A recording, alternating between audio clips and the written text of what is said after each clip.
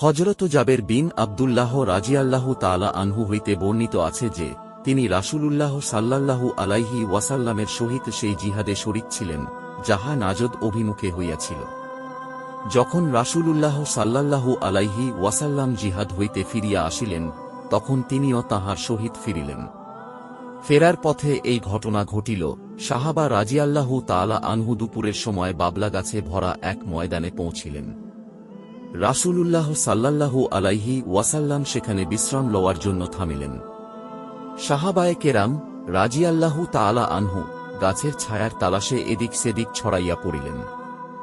রাসূলুল্লাহ সাল্লাল্লাহু আলাইহি ওয়াসাল্লামও আরাম করিবার জন্য বাবলা গাছের নিচের জায়গা লইলেন এবং গাছের সহিত নিজের তরবারিটি ঝুলাইয়া রাখিলেন।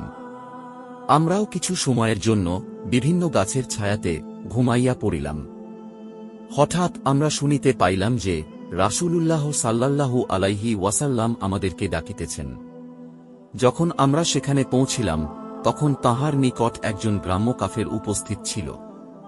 রাসূলুল্লাহ সাল্লাল্লাহু আলাইহি ওয়াসাল্লাম বলিলেন, আমি ঘুমাইতেছিলাম, এমতাবস্থায় সে আমার উপর আমারই তরবারি উত্তোলন করিয়াছে।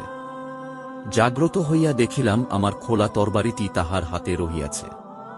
সে আমাকে বলিল, তোমাকে আমার হাত হইতে কে বাঁচাইবে? আমি 3 বার বলিলাম, আল্লাহ। রাসূলুল্লাহ সাল্লাল্লাহু আলাইহি ওয়াসাল্লাম সেই গ্রাম্য লোকটিকে কোন শাস্তি দিলেন না এবং উঠিয়া বসিয়া গেলেন। এ ধরনের ইসলামিক কথার জন্য আমাদের চ্যানেলটি সাবস্ক্রাইব করুন।